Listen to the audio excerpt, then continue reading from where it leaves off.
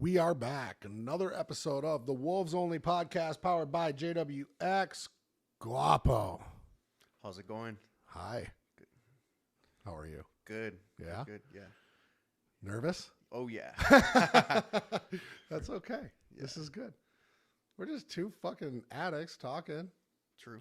You know? Yeah. What is there to be nervous about? Live. Thousands of people watching. Yeah, well, it is what it is. This is just part of the deal, though, right? Yeah. And you know what? I used to get camera shy. I don't. I still have issues with talking in live settings, like in front of a lot of people. But it's funny because we have a mission. We have something that we're trying to accomplish with our coaching, with our platforms and the things like that. And we got to get comfortable getting uncomfortable, right? You're jacked, Thanks, right? Bro. Yep. So you live a life being uncomfortable. Yes, definitely. Right? Yep. So then this is just adding another element to it, right? And then we get to spend an hour together and we get to just talk about whatever the hell we want to talk about. So it's pretty cool, Yep. Let's do it. Let's do it. Awesome. So, right away, let's get into the sobriety. All right. Let's. I don't always like talking about how it was, but how bad did it get? Oh, it was bad. It was bad. Yeah. I was I've been sober for about a year and a half. After the pandemic, owning a gym and things like that, things kind of went downhill. People kept snitching on us. For staying open. Yeah, for staying open. We're just trying to run the gym. So it all started during that time. So I kind of went downhill after that, tried to escape, doing drugs, a lot of drugs, started selling drugs. What was your thing? Coke. Coke, a lot of Coke. So I couldn't just do one line. I did. Well, yeah, why would you ever want to do that? That's a fucking drag. Yeah, so if I did one line, then I'd go off of on a bingecation for like a week. For a week, yeah, just go all out. Nice. So, pretty much went down the wrong path. Lost everything. Lost my gym. Almost lost my marriage. Got locked up. Not because of that. It was some, another situation, but it was how it went hand in hand. Yeah. So I got locked up. Usually, when we're living like a life on the straight and narrow, we don't end up locked up, right? Exactly. Yeah. It's funny because anytime I ever got locked up or anytime I ever had, I was in trouble, I would, anything, it would be my luck or it would be a isolated circumstance. And I was like, no, man, you were fucked up. Yeah. You were fucked up. Like, just own it. That's how it is. Yeah. But we're fucking psychos, right? Like we want to, anything but the actual problem, anything but the common denominator. We want it to be that. True. So we can keep partying. Exactly. Because it feels good. Instantly. Yeah. Instant gratification. Yeah. And that's what it is. A false sense of present moment. Very true. Yeah. So, I got out, went to a rehab center, and that's where my whole life changed for the better. I got retrained how to just live a better life without having to escape just right away. Just learn how to escape in a more organic way using that feeling of addiction towards positive things. And then, so lost my gym, almost lost my marriage, lost custody of my daughter, broke, had zero money in my bank account. I was riding a bike. So I went from the grown man riding the bike. Yeah. Yeah. That's worse than a grown man with braces. Yes. That was definitely humbled me real quick. That's humbling. Yeah. So that, so I just, I gained it all back. I'm still currently fighting for custody for my daughter till this day. Yeah. I remember you saying something about that for a little while ago, but you've had some small victories there. Definitely. Yes. It's taking time, but, little small victories. And, I'm grateful for every single one of those victories, Yeah. So you tend to find that you start to see more wins when you are just doing the right thing. It shouldn't be a surprise, but to us, we're like dumbfounded by it. We're like, wait, what? Something worked out? You mean this isn't rock bottom? Like, I always joke about it. I'm like, my birthstone is rock bottom. Like, I know rock bottom, right? Because I knew how to put myself there pretty easy. Totally. But okay, so we got, how much time did you spend in sobriety, or in rehab? 6 months. 6 months. Wow, you took time. Yeah, so 3 months inpatient, 3 months outpatient. Okay, so I was 3 months inpatient, 2 months out. I did 5. Okay. Let's talk about that for a second, because I do think that people are so eager to get out of rehab. And you were 6 months in sober living? Yes. Yeah, Yes, and then over- sober living, and then outpatient and sober living. Yeah. So, yeah, I think a lot of times people are like, if you're going to go, and you've only been once, Only gone once. me too, but we're thriving in sobriety. And you hear about these guys that go and they'll take 1 month, maybe 2, even 3 sometimes isn't enough. It's like, get it done right the first time, because your first month you're going to spend there adjusting. You're going to probably be spending time there doing it for the wrong reasons, because you want to rectify a relationship or win custody back or make right and like prove yourself to your employer or whatever it is. Your first month you're going to spend trying to rectify. You're not there for you. Yeah, exactly. It was court ordered. It was court ordered. Yeah, the only reason why I got Right. out. You got to please the judge. Yeah. So. And then month 2, you are dried out for 30 days, right? Were you detox to rehab, or were you just straight to rehab? I went straight to rehab. Because you went jail to rehab. Yeah. Okay. So, yeah, so straight from jail, I got transported from jail to straight into rehab.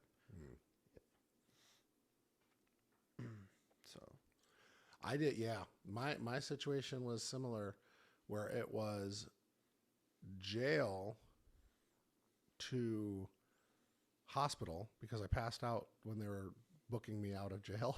Damn. And ended up in the hospital. They didn't know what was wrong with me. I was in some podunk town up in northern Michigan, and got out of the hospital. They didn't know, like, they couldn't figure it out why I passed out, but my levels were fine. I was stable, so they sent me on my way. And then I just hit like this wall of depression, and I went to kill myself. I was going to take my life, and my brother caught me and saved me. So I went back to the hospital. They found blood clots. And then I went to the psych ward after I stabled out from the blood clots. They got me on blood thinners and stuff. Wow. And then I went to a mental health facility, psych ward, and psych ward straight to rehab. And I flew out to California. Never came back. Wow. But yeah, no, I didn't go through detox. The drugs I was addicted to, you really didn't detox from at the time. Yeah. I've been addicted to everything else that you would need to detox from, but that wasn't the thing for me. So, okay. So and I want to get back to really quick the time that we spend in treatment, because I think people are like trying to get back to normal life. And it's like, dog, you're so eager to get back to normal life. You don't even know what the fuck normal life is. Your normal life is normally chaos. That's normal for you. Yeah. You think 1 month is going to give you enough time to have the coping mechanisms, have the skills to overcome all of like that. And it's like, oh, but my insurance, or, my job needs me. They don't fucking need you. They don't want you. Nope, they don't. Yeah. Oh, my kids need me. They definitely don't need you. Yep. Your kids are going to be okay. They don't need you. And it's like such a emasculating blow. It's so humbling. Totally. Yeah. Because we're used to working hard, working, hustling. So when that gets taken from you, you're just like, oh, what do I do? Mm-hmm. But I think after a while, I did realize a lot. And I kind of was glad that I was in there. I didn't have to worry about so much. Just like you said, life is chaos out there. So I'm actually at peace right now. Yeah. I'm going to enjoy this time and heal. That's exactly right. I had to look at it that way too. Once it was like, okay, I got a cat that's like 10 years younger than me, driving around in a piece of shit van. It's like, it is very humbling. But then it was like, okay, well, I have this time to focus on me. And I'm sure that's exactly the piece that you felt, where it was like, wait a second, I don't got to clock in. Yeah. Wait a second, I don't have to worry about bills. I don't have to worry about anything. Like, I can literally just focus on me. I think people that aren't addicts should go to rehab once in a while. So true. And give themselves a little bit of a reset, man. Big time. I agree. Yeah. Okay. So, When you came out though, like, you know, let's talk about the pink cloud. You know, when you're sober, everything's better. Yep. Sober, everything's better. Everything, well, there's so many examples, but when I don't have to escape anymore and I can literally just channel all that fire that I have inside of me towards the right things, everything just flourishes. It does. It's just amazing. Yeah. But to anybody that's going through this, even if they're not even going to rehab, but they're newly sober, and it's like, yeah, everything does seem better. Eventually, regular life is going to kick back in, right? Yeah. You know, a lot of times it's after 6 months. Sometimes it's after a year. And then it's like year 1 was a breeze, right? Like, I'm sober. You're stoked. Everything's about sobriety, everything. But then eventually we got to go back to something normal. We got to start to like find, because we're addicts, right? So like, it's like we find something that gets us high, and we constantly, you know, we develop immunity to it, a tolerance for it. Well, you don't think that you're also going to develop some sort of tolerance towards your feeling of sobriety? Yep, you will. You will. Yeah. So we need to take that one step further. We need to turn sobriety into helping others get sober. Purpose, yeah. Purpose, helping others get sober. Yeah. You work a program? Not right now. I mean, I have my own program, but I don't go to like AA or anything. But. I like when people say that. I have my own program. You know, what works for you? Waking up early, journaling, positive affirmations, prayer, and having just a solid community. Someone I can talk to if I am going through something, or I do get tempted, or just crosses my mind. And then I talk about it, and it snaps me back into the right mindset. So discipline, yes, discipline. And then obviously being a fitness coach, you know, I get high when my clients lose body fat, you know, gain lean muscle, they get to their goals, and I watch them and I see their reaction, and that gets me like on a good one. Well, yeah, that's a big part of this. Yeah. You know, when you do find your purpose, and I talk about this constantly, and my favorite thing I ever heard about purpose is taking what you're good at and showing, you know, using it to help other people. Yes. I don't know why I stuttered over that. I say it all the time. But it's taking what you're good at and using it to help other people. And that becomes your purpose. So like the fulfillment that you get when you are living a life of purpose, it is better. The problem that I see with a lot of guys, and I was on another podcast, another Wolves Only show. It was another live with Dylan. I don't know if you met Dylan yet, but he's a sobriety coach. Great guy. Actually spent some time with him today troubleshooting some stuff for his CRM. And we were talking about dry drunk. You know, the people that when they get sober, it's like they're just clinging on to sobriety. Like white knuckling. We're white knuckling. Yeah. That's worse than being a drunk. At least you can get fucked up when you're a drunk. Like, you know, you're miserable if you don't have something better than just walking around sober. Now, I totally understand that a dry drunk is still living and isn't, you know, dying, but you're dying inside. Totally. Yeah. So I feel like with that, the white knuckling is you got to replace that negative activity with something positive. Like I can only go by my example of how I do it. Like I love fighting, you know, and it's like instead of getting fucked up and fighting in the wrong places, I just go to an MMA gym and, you know, spar. Yeah. And that gets me high, and you know. Definitely. I don't get it. I don't like fighting. I've been hit in the face one time, and I never want to get hit in the face again. But no, I do. I see like the getting aggression. But here's a question then. Yeah. You were jacked before you got sober. Yes.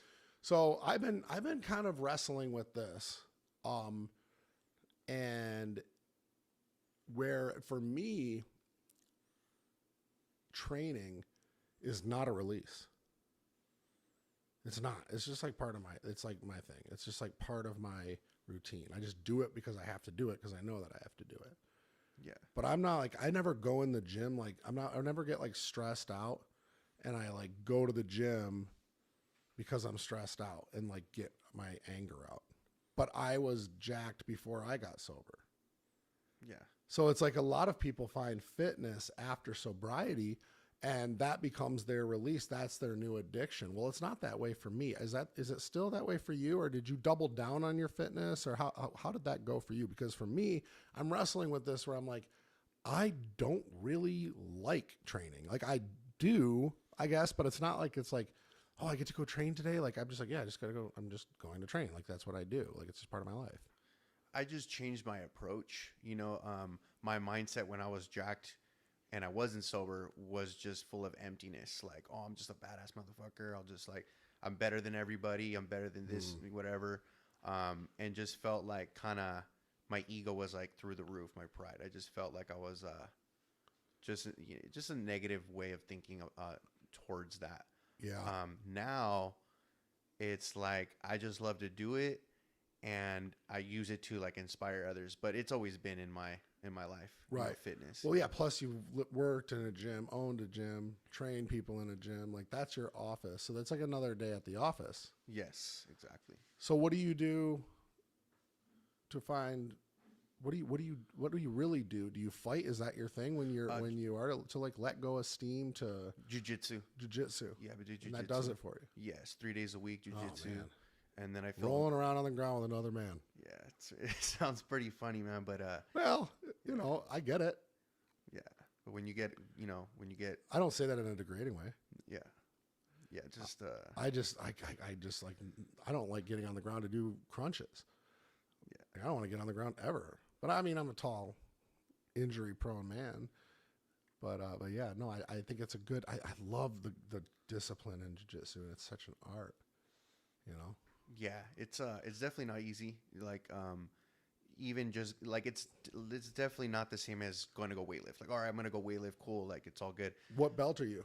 I'm just white belt right now. Yeah, just white belt. I've been a white belt for a while. Just in the past I had fallen off. And then I'm. How long do you have to stay? Because like in like Taekwondo, you move up ranks pretty quick. Do they make you work for it in jiu-jitsu, huh? Yeah. It usually takes about a couple years. I was like, when I did karate, I was like a brown belt by the time I was like 8. Yeah, no, they make sure they watch you. Yeah, to make sure that you earn that shit. Yeah. When you're doing karate, it's like as long as the mom's paying right in the check, like they're gonna keep giving you new belts to keep you. That's what I like about jiu-jitsu. You got to earn it. Yeah, definitely.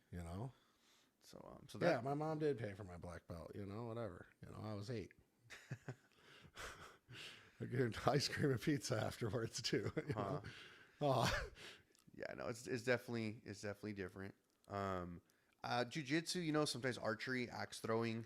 Really? Shit like that. Yeah, just like the feeling of doing it. My God, dude, I learned how to shoot a bow once. A compound. You like compound bows or like the real shit? The real shit. The real shit. Yeah. Oh shit. Yeah. I'm not like amazing, crazy. Shockingly accurate though. Yeah. I learned how to shoot a compound bow once. And fucking thing is hard to pull back. It is. But I learned how to line the dots up.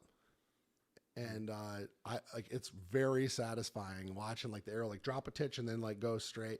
Like I was blown away by how unbelievably accurate it was.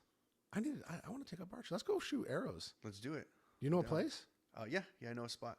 Really? Yeah, we'll go. It's an indoor spot. Indoor, outdoor, I don't give a shit. Like, yeah, let's go. Yeah, just the fact when you hit the target, it just kind of does something to you. Yeah. So. And it's so accurate. Yeah. Like I felt like I was like, I have a little bit of Native American in me, so I was like, this is it. Like I'm like, but then I thought back, I had like a little sight, and they didn't have that. They had like a stick and a string, like, and another stick. That was about it, But I felt like, I was channeling my inner Native. Yeah, I love that shit. I mean, guns used to be my thing, but I can't own a gun. Yeah, me neither. So. We're in the same boat. Yeah. I can't even go to range or anything. Yeah, no. It's all good. Yeah, archery will do. You can fuck someone up with a bow and arrow. Yeah, you can. That's man, that's awesome. And then axe throwing. Yeah, I've done it a handful of times. I get nothing out of it, but it's cool as hell when people know how to do it. Can you do like the one flip? It's only supposed to flip one time, right? Yeah, one flip. I can go underhand. I just mess around, dude. I'm just like, I like filming it, so it looks cool. It looks so cool. Yeah. No, it is. That's satisfying too when you do get it to stick. But when I do it, it's like I'd force it, and they're like, "Don't force it." I'm like, "Oh no, Too much muscle, just fucking raw." Yeah. Nah, but I need some hobbies. yeah, those Steve help just me out. laughed at me. Steve went kayaking the other day. I was like, I'd love to see Steve on a did he? kayak. Yeah. Nice, Steve. That's cool. He lived to tell the story. We were all working and he decided to go kayaking. Everyone was like working really hard and he was like, I pictured him like me, like sitting on the edge of the water and him waving and I'm like on my laptop working hard for like dozens of hours straight. And he like goes by on a kayak and, hey guys, having a great time. It's funny. Oh man. But I wasn't anywhere to see him because he can't go in the deep sea. Like Steve, calm waters only for Steve. Oh, come on, Steve. You got to get in the rapids, dude. Hardcore. Oh no. Yeah, no, there's no rapids for Steve. No, it's smooth sailing for him. Yeah. But you know what? He seems to get it. Steve's got good upper body strength. Yeah, man. I did jujitsu and all that stuff. I rode motorcycles, Yeah. dirt bikes, That's everything. awesome. Or, I mean, like race dirt bikes too. So you gotta have it. Yeah. You ever seen those videos of guys on kayaks and like a massive whale comes up to them and they're like on a little? Can you pull one of those up? I'm gonna try to. See. Yeah, I'm telling you, these guys, like, could you imagine being on a kayak and a motherfucking sperm whale? I'd shit my pants. I would shit my kayak. I would be literally. Can you imagine that? Like I've seen these before, and they're so big. They're bigger than a school bus, and yeah, it's a real. Like a little ant compared to Yeah. Could you Damn. imagine? Fuck that. That's insane. Could you imagine this shit? Like, I would never like pass. This looks like it's in California. Yeah, look at that. That's insane. Yeah. Never mind. I'd probably never kayak again after that. Yeah, Steve, you want to still kayak, bro? I was in the harbor. You don't know. They can get in there. Well, that's probably true. So you coach women mostly. Yes. Yeah. How did that come about? Honestly, man, it's weird. Like, I have coached men, but I feel like, in my opinion, women Just say are it. Just say it. all right. So women are more disciplined than men are. Yeah. They're just I don't Way know. more disciplined. Yeah. Men are bitches. They are. Yeah, They are fucking bitches, dude. it's so true. It's, no, I've had a lot of success with men, but I've had way more per client, right? With women. Yeah, they just take direction better. Yep. They stick to it. All ego with dudes. Very true. And it's Yeah, like, bro, so- let go. Yep. You know? Exactly. A lot of times with the men that I coach, like they're so full of excuses and full of shit too. I'm not Yeah. dogging on you guys. If you're a dude and I coach you, like I'm not dogging on you. I'm just saying the women do better. Like, sorry. It's hard to have patience for coaching men, in my opinion. For me, Okay. it's like, come on, dude, really? Like, Yeah. I got this woman over here just smoking you, Mhm. So that's how it is. But yeah, I just feel like I connect more and am able to coach. I feel like women are more coachable, for sure. Oh yeah. Yeah, definitely. But it's funny because when I've talked to women coaches and I'll be like, yeah, I've always had my best success with women. I prefer to coach women over. And they're always like, I prefer to coach guys. And I'm like, should everybody just switch hit? Huh? Maybe that works. Yeah. I mean, I can see that. A dude doesn't want to take not orders, but like wants another guy to tell him what to do. I Right. guess. I Where think- women, like, they may want that assertive, let's just call it what it is. They want what they're not getting from home. So true. That's so true. You know, I'm not surprised that a guy like you, like women want to work with you, right? Yeah. You got your shit together, you're jacked, you're focused, and their husbands are, Fucking slacking they're hard. sloppy. Yeah, that's probably 90%, Yeah. which is pretty sad. And they tell you it Sucks. all too, don't they? They do. Yeah. Oh yeah. I hear about it all the time too. It's like, it's like, damn, this is what you're telling me. I barely know you, and you're telling me about. Imagine what they're telling their girlfriends about their husband. I know. It's yeah, it's pretty. It's a trip. The guys, the men need to step it up for sure. Yeah. Especially nowadays, it's getting worse. I believe. Well, yeah. I mean, it is. It's just again, we live, and I'm not the guy that's like, because I think every society has had bitches. Like, I don't think that it's like just this generation, but it's very evident nowadays when you just go anywhere. Like, you just walk around and just look at every single guy. Like, it's pathetic. Yeah. It's really sad. And, and it's like, they don't know any better. They just put their football jersey on and, think that it's going to hide their man boobs. It doesn't do that. Doesn't. Mm-hmm. You got to, in order to hide man boobs, you have to work out and diet. Exactly. And if you try to hide it, we're all going to hear about it anyway. So, yeah. It's true. It's true. So, in a coaching program with you, what would, if I was a woman and I was looking to, what you deal with, like postpartum? Yeah. Usually it's all, a lot of the times it's like breakups and trauma and or rebound. divorces, trying to get yeah. back to their, Hell yeah. So, it's pretty much the majority.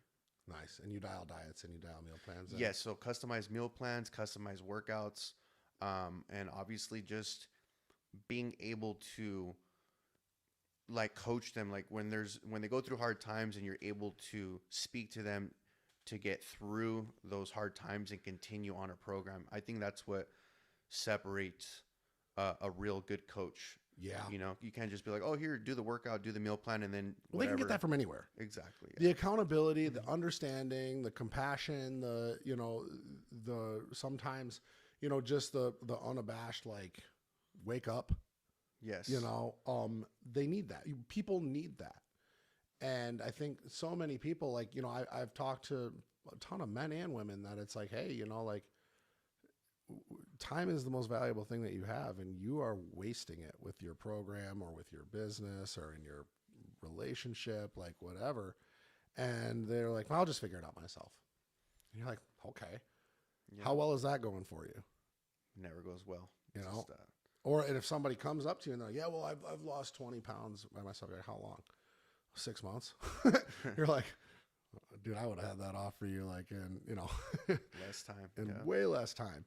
It's like, there's working hard, there's working smart, there's doing both, which is what I like to say that we do, but there's taking guidance, right? And then when you apply working hard, working smart, and then taking guidance, you are fucking unstoppable. Yep. Definitely. But it's ego. Men and women. Everybody has ego. And ego can be good, but most of the time it's just getting in your fucking way. Yep. I think everyone's experienced that. It's happened to me too, like in the past, my ego. But like, I think everybody needs a mentor and a coach. Just like, I got into JWX. It's just I needed coaching to help me get through my things, my business, And lately it's been a lot of you and me, or a little more of you and me, and getting into your head. Yes. So let's talk about that. Are you open to that? Yeah. I'm open. So I see greatness for you. I see a lot of myself in you, right? And I'm not acting like I'm some sort of guru in life and stuff like that. I'm just getting my shit figured out too. But I constantly am like pushing at you and kind of like prying at you because I know that what you're capable of, and I know how talented you are, and I don't want this podcast just to be like me, like saying nice things, but you're great. But there's a but you tend to like, it's not your ego, it's your fear. It's fear. Yeah. And I'm always trying to push you past that because we talk about burning the boats. Yeah, we did talk about that. It's scary. Yeah, it is. It's scary to burn the boats, especially when you know how much shit eating is going to happen. right? Yes. But I promise you it's worth it. It is. Especially when you are an addict. Yep. Because we are resilient. We are committed. But it is like when you back yourself into a corner, because right now you have like a comfortable situation. Yes. But that's a motherfucking killer. Right? Yep, I agree. So we need to, so what I wanted, and it's you and like, it's really like the two people that I've really been trying to break down is you and Dane Carter. And Dane, I'm challenging him in a different way. Yeah. Right? Like I'm getting in his head about his delivery and approach. With you, I'm getting in your head just about fucking burning the boats. Dane already burned the boats. You have a great delivery and approach. It's time to burn the boats. Yep. But I appreciate that a lot. Yeah. right. Well, no, and again, you know, I want you to be happy and comfortable with your decision, but you have all the talent in the world and you know exactly what you're doing. Now we got to get over that one step of fear. You got sober, right? Yep. You got through all the bullshit. And you do tend to find this out. Guapo, things always tend to work out, right? Mm-hmm. As long as you're living day by day, like we're supposed to. Like we have been taught since we step foot in a fucking sober living house. Yeah. We can live one day at a time. We maximize that day and we start to stack as many. And I don't like the phrase stacking wins. But we do try to do as many progressive acts as we possibly can throughout.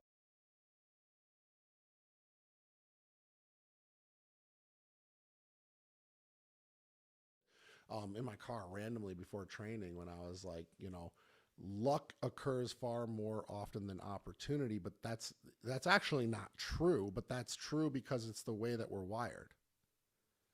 Yeah. Right? Luck occurs more than opportunity because we set that standard for ourselves. Because we're waiting for luck while we're completely shutting the door on opportunity. Yep, I agree. Yep. And then so yeah, I've definitely gone through my struggles and you've helped me push through that shit. Well, but we're not done yet. You know, we have a lot more to go. We have a lot more to go. And you're stuck with me for life, so fucking, you know.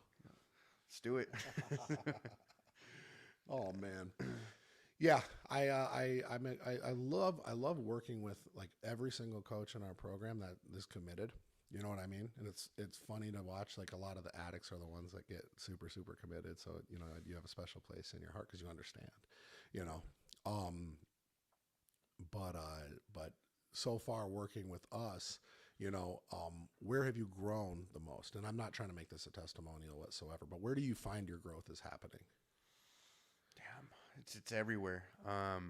My growth, honestly, business growth, like financial growth, okay. Spiritual growth, and then being compassionate towards others, being more understanding when they do go through struggles and not judge so quickly.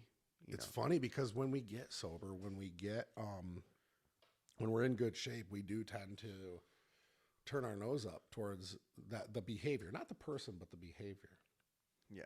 Right. And I believe that's the first phase of when you like graduate your former life. When you turn into you 2.0, you tend to become a little self-righteous. Yeah. You know what I mean?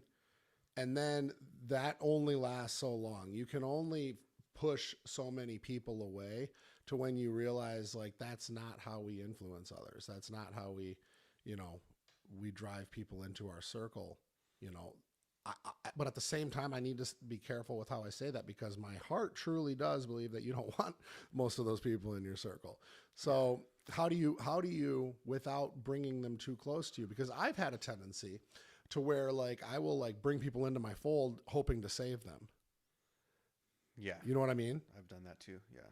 And it's like, how do you set those boundaries up front? Once you kind of, you know, you let your guard down and try to put some time into them and energy.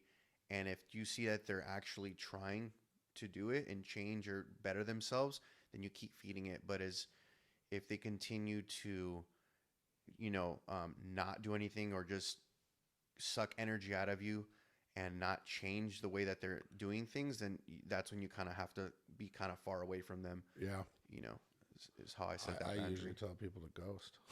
When it gets to that, when it starts sucking energy from you, you just cut it off. You just don't, Yeah. don't return the call. Yeah, exactly. Yes. Yeah. Yeah, because it's easy to be like Captain Save-A-Ho. Yeah, you know, you can't save them all, right. you know. Yeah, and having that discernment, I think, is all part of serenity, and what we strive for, right? Every day we're striving to find the present moment, which is why I really love podcasting. Because what the fuck else do we have to do right now? We're sitting here on cameras, like this is right here present. Our minds can't be floating right now, right? That's true. Yep. Because otherwise you're gonna look like a total dickhead. Yeah. What? Huh? I was thinking about the game. Like, all right. Like, yeah, forces you to stay present. That's So, for yeah, sure. exactly. Podcasting is a great way to stay present. I can't do breath work. I think it's stupid, but if you guys do it, okay, it's great. But I'm not patient like that. So yeah, I found really that podcasting has really helped me stay present. I read a lot. You read a lot? Yes. Yeah. I do. You enjoy it? I love reading. I love reading it because there are things that I'm actually interested in. Yeah. What do you read most? Self-improvement books, Self-improvement. philosophy. Okay. Yeah. So, you know what I used to be really into, I still am. And I'm not like a religious person whatsoever. What? I love Christian theology. In fact, I just watched I'm a really big fan of C.S. Lewis. You know who C.S. Lewis is? no. C.S. Lewis wrote the Chronicles of Narnia, Lion, the Witch, and the Oh, yeah. Wardrobe, and all that. But he also wrote Mere Christianity, Screwtape Letters, and several other books. And before he was a fantasy author, and before he was even a spiritual author, he was a satire author. He wrote like comedy, like really dry comedy books. Oh, nice. Funny dude. But and very educated guy. But anyways, in his most recent film, it was with him and Sigmund Freud. So it wasn't with C.S. Lewis. C.S. Lewis has been dead for a long time. But it was C.S. Lewis also was boys with Tolkien, who wrote Lord of the Rings. Yes. So they were like basically like C.S. Lewis pretty much brought him up. But C.S. Lewis and Sigmund Freud, who was like a German like hardcore atheist, the two of them like basically spent time together. I never knew this, and they pretty much argued the whole movie. But I just thought it was cool to listen to other people's perspectives. You know what I mean? And in that type of situation, when you have two brilliant men that are basically going back and forth over Just their own way of thinking. their own way about of it. thinking. Yeah. Yeah, it was really good. Yeah, I'm a Christian. For Yeah. Sure. Yeah. So I do include that in my journaling. Where to look up, for my journaling, I do look up a few Bible verses if I'm struggling with something like Yeah. fear, stress, or anger, and things like that. Sure. So I'd kind of do that. But Let's see here. Fucking scam calls. You get a lot of scam calls? I do. It's like fucking like what It's the like fuck? annoying. Yeah. You know? Block them and they call you more. They'll through be other like, numbers. People will call me, hey, you willing to sell the property at blah, blah, blah, Main Street? And I'm like, wait, I own that? Actually, I lost the keys. Do you have the keys for me? I get a ton of those. It's like, what do they think? I'm fucking Grant Cardone over here? Like, I got all these properties. Like, who do you think I am? No, I'm not selling. But, so that was what was going on in my pocket. Shit, man. So, what's next? What is our goal? I want to scale my online business by like 100%. Okay. Yeah. I love it. Lofty. Yeah. That's Lofty. Yeah, I think you should be easily at 25, 30 grand a month. Easily. Someone like you. Yeah. But again, like you have like these spurts of success, and then you take your foot off the throttle. Yeah. Get And that's comfortable. why I'm like, anytime you get on a call, win or lose, call me or text me. Right.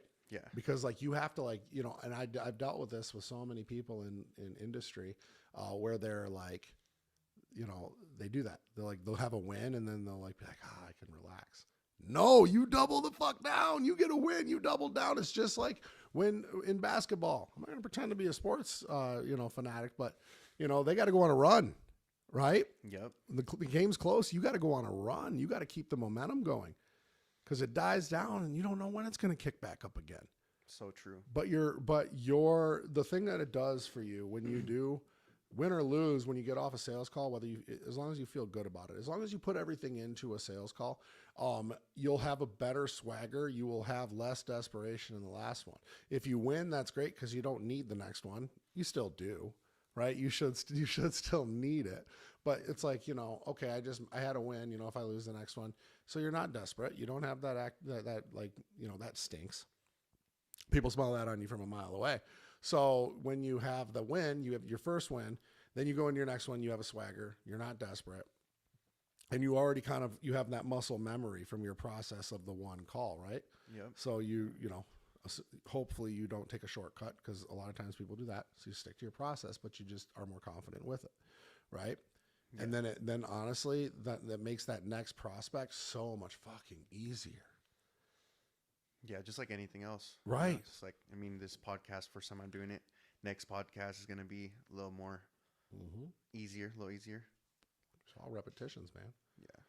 Yeah. So I'm going to handle it. You'll see. I'm going to get there. Yeah. Real soon. I'm telling you, when before and after you have a sales call, just text me. Okay. Right? Just text me. I will. I may tell you to kick ass. I may give you some insight. But then when you get off it, text me. I will. And then we're going to find another one. And we're just going to keep going. And all the other coaches, if you're watching this, that should be your process. Me, JT, Scotty, we're your biggest cheerleaders. So text us. You're never bothering me. None of these guys are ever bothering me. I think they're always thinking, they're like, oh my God, I'm gonna bother Justin. Fuck, what? Yeah, it's a trip. We have that image that, you guys are really busy. You guys are doing, other things, but this is what you guys are here for. And you guys notice everything. Mm-hmm. There's 150 people on a meeting, on a call. And then you call me out. I'm like, oh shit. Yeah. He's watching me. Oh dude, I watch all those. I learned in a speaking class, Anderson Rapp. I always thought that was a cool name, but that was my professor. And kind of a weird dude, but he used to always tell us to look every single person in the eyes, or try, regardless of how big the crowd is, try to make it a point to acknowledge each person by looking them all in the eye. And I do that on Zooms. I scan each screen the whole entire time, and I look and I wait for somebody to drop their guard, and that's when I go right in. And I hope people are watching this right now that are like, fuck, he's done that to me before, because I'm looking. I am looking because I'm going to call you right out. And I think it's best too that we can work on the fly like that, right? We can be called out for a second and pop back into action. Keep us on our toes. Yeah. You got to stay on your toes. Yeah, that's good. I'm going to get on those calls and I'm going to say my shit regardless of anybody's paying attention. But it's I can give you the tools, I can give you the materials, I can give you the resources, and I can show you how to build the house. But if you're going to sit around and fucking look at all the shit, it's just going to be a bunch of rubble. It's just going to be a bunch of shit on the ground, right? It's up to you to actually pick it up and do that. Exactly. Just like a client, if you give them all the tools, the meal plans, the workouts, the coaching, and they don't do shit with it, then what's it for? They got to utilize that. So. And if it's not working, you have to look at everything like a physical transformation. It's like if you're not getting bigger, you're not eating enough. You think your diet's locked in, well, you're missing something. If you're not getting leaner, you're eating too much. If you're not getting stronger, you are not training hard enough. Face it. There's not, and then, people are like, oh my God, well, it's my hormones and stuff like that. And then in the case of building a business, it's like, oh, well, my website doesn't look right. It's like, no, motherfucker, you're not doing the work. You're not doing the work. Face it. Yep. Quit blaming everything and everybody else and just do it. Yep. Self-awareness is a huge thing. It's a huge thing. That's another reason that I always will put an addict that's in recovery over anything. We are so self-aware. We are. We are so self-aware. Believe me, you don't come back from a rock bottom without being fucking self-aware. Yep. Because we weren't for so long. We didn't want to be. We were escaping. Yeah, I was just like, fuck. I want to be self-aware. I wanted to be high. Yeah. I wanted to be fucking loaded, man. Yep. That was all I thought about. How can I feel good right now? Yep. So if you want to feel good in the present moment, make someone else feel good in the present moment. Oh man, that's helped me out tremendously. Hasn't it? Yeah. I love that shit. Fucking love it. I'm addicted to that shit. It really does. That energy transfers so well. Yeah. Yeah, when I weighed one of my clients in, I mean, I've weighed a lot, but there's this one particular one. She's older, kind of negative mindset, but like to see her whole demeanor change and like almost tear up. She's like in her 60s, was like a huge thing for me. You know. Yeah, like, a woman in her 60s, like with the hormones and the menopause and all the things that's going on, like, it's hard. Yeah, they're convinced it's never going to happen. It's never going to work. Well, yeah, it does. But it does work. It does work. But no, I know it is a battle. Weight loss is a battle. I lost over 100 pounds, in a very short amount of time. And that was that was before I wasn't, that was when I was natural. Damn. Yeah, I lost 100 pounds in 6 months. Natural. Then I wasn't natural. Who wants to be natural? Who wants to be natural? Oh. Yeah, the only people that care if you're natty or not, right? Or is it only natural people care if you're natty or not? Yeah, exactly. It's like only people without tattoos care if you have tattoos. So true. Yeah. I need to get more. Yeah, you went straight for the dome though. I did. Go straight to It's the- dope though. Thank you. The side of the dome. See, for me, I don't have the top head hair. Oh, you could still get the. No, I want to do my head, but I want to do the side of my head first. But it's like it would look kind of funny without having my whole head done. Nah, I don't think so. I think To it'd do look just the good. side. That's why I did like up to the back, and I'm gonna probably do like up to the crown of my head. It's bad. Like the hairline one. Yeah. That'd be badass. Yeah, it's cool because I don't have the hair you have. How do you get jacked and keep hair? That's something that could be a whole nother podcast. How do you get jacked and keep your hair? Honestly, I think it was just genetics. Yeah, it is genetics. Yeah. I know the answer. I'm not fucking stupid. I know it's fucking genetics. Like how the fuck? Thanks, Dad. No, I know. Sometimes I look in the mirror. I'm like, "Fuck, am I losing my hair?" No, all right, I'm good. Yeah, so I got lucky. I did that, and I was. Then the more I looked, the more I lost. It didn't help. Hey, but you can pull it off, man. There's some people that they have shaved heads, they just can't pull it off. So, I'm blessed to not have a lumpy dome. yeah. So That is rough. But and then the minute I saw it really started to go in the back, I was like, it's coming off. It's got to go. yeah. There ain't no sense in trying to keep, trying to hold on for dear life. Like, No. and I see a lot of guys that are like, they're really doing their best to keep it. And I'm Oh, like, what are dog, you if you doing? can't afford hair transplants, like you got to pick. Yep. Shave that shit. Shave that shit off. Just get rid of it. Steve, you got your hair all still, don't you? Yes, sir. Yeah. You look good though, flying in the breeze on that kayak. I bet. I had a hat on. Sun He has a hat. He had a hat on a kayak. Well, yeah, it's sun. What if you tip over? Did you tip over? No, never once. Never. My daughter fell asleep on it, and I had to keep rowing. Wait, was it a two-person? Yeah, 2-person. Yeah. Oh, It was fun, but it's fun. Yeah. kayaking is not fun. Roll's dead. Peter, we should get on a two-person kayak Oh, together. yeah. We'll see how that works. Yeah, we're gonna tip over within 5 minutes. Yeah. Straight into the rapids. That was fun. Where'd you go? Newport? No, just out here, Sunset Beach. Oh, and you stayed on the inlet right there. Okay. Nice. Yeah, I used to like paddleboarding, and then I got jacked, and I don't balance so well on those things anymore. You'd think I would be more athletic, but it's like now I'm so dense. It's like all I need is a boat. I can paddleboard if it's a boat. Huh. Yeah, I need a hull, I need sides, and a steering wheel and an engine. There you go. And that's paddleboarding, dog. That's a paddleboarding. And a whole staff. Yeah, I need a whole staff. No, I don't need a whole staff. Fuck you, Steve. Yeah, it's nice. Any travel plans? What are you doing? Are you going anywhere? August for me and the wifey's anniversary, we're gonna go to Thailand. Thailand. Yeah, going to Thailand. I need to, you know what? I got a text today, a DM from Jackson Tippett. You know Jackson? You know who that is? No. Oh, he's an Australian fitness influencer. He's great. He's a nice guy. I'm sure he's liked some of your stuff. He's in all the JWX guy stuff. Jackson Tippett. Yeah, he's cool. Jack kid, covered in tattoos. Really nice kid.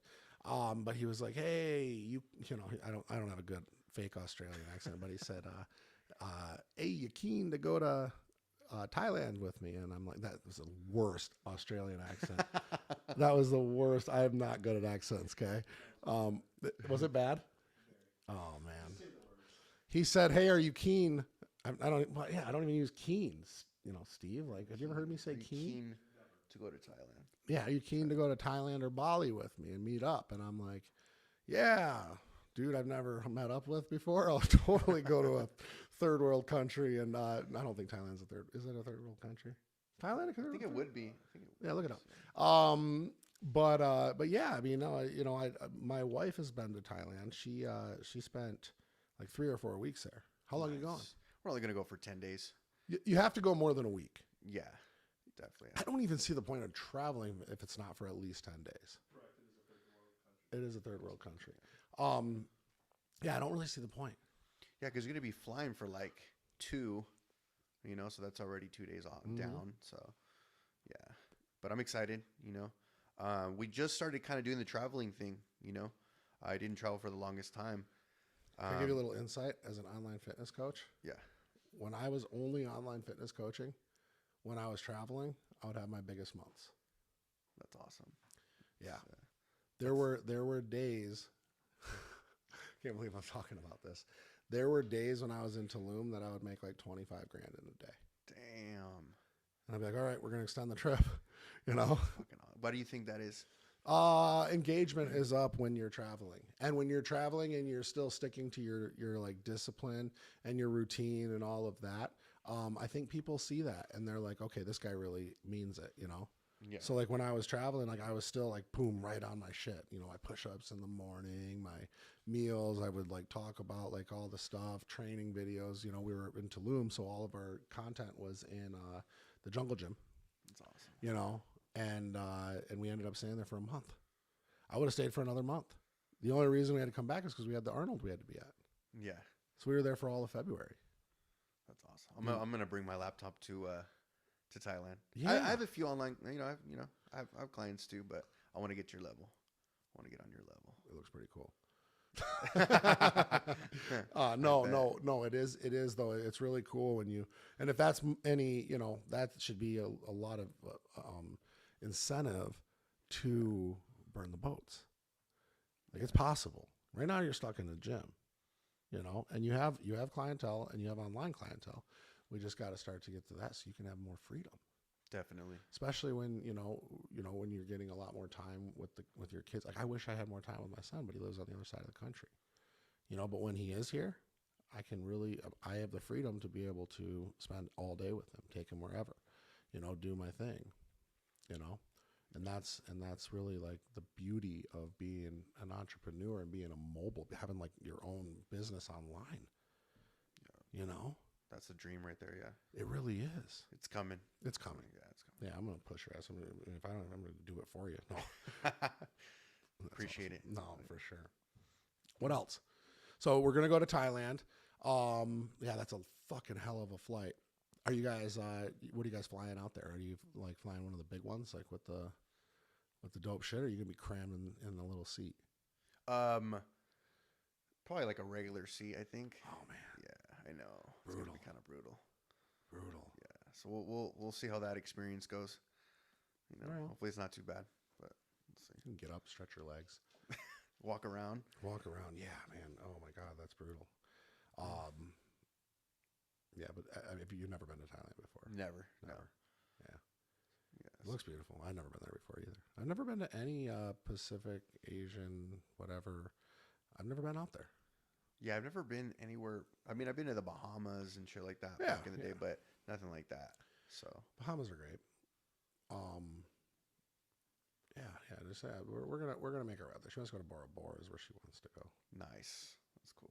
Yeah, I've never been there either. But yeah, I mean, it's just nowadays, like, yeah, I have the freedom to come and go and do that stuff. But nowadays, like, I'm so entrenched in every fucking project that we have going on. And the minute we start to start another project, another one gets piled on. Steve is like, he keeps me ripping.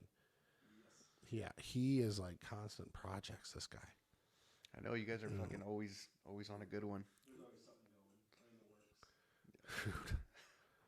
It is. It's like, I can train, dude. I have the flexibility to train whenever I want, but I'm like, okay, if I try to train at 11, like, something is going to happen, and then I'm not going to be able to train. So I just have to go 5 o'clock. Like, when the gym opens, I'm one of the first people that walks in every day.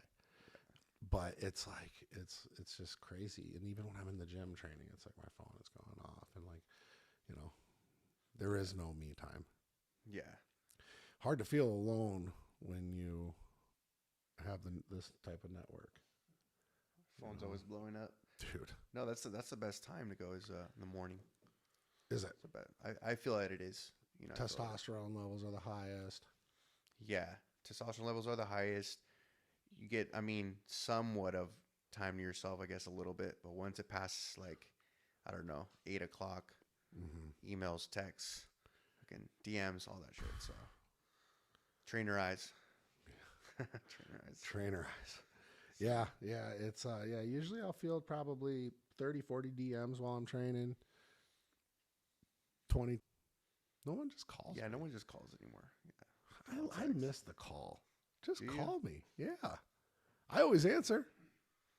I kind of like the no calls. You're a no call. Text first? Yeah, text first. That's cool. What's up with that? I don't know. I'll just come to your house. No, I don't mind if you guys do. No, I'm saying in general. Like, yeah, I'll just come over. Hey, open up. Let myself in. Grab your milk. No, I'm kidding. I don't have time for that. Well, this is cool, man. This is really cool.